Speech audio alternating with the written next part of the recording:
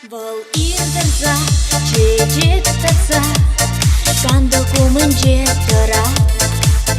Put cu văsnie Tot să ierza Iura duși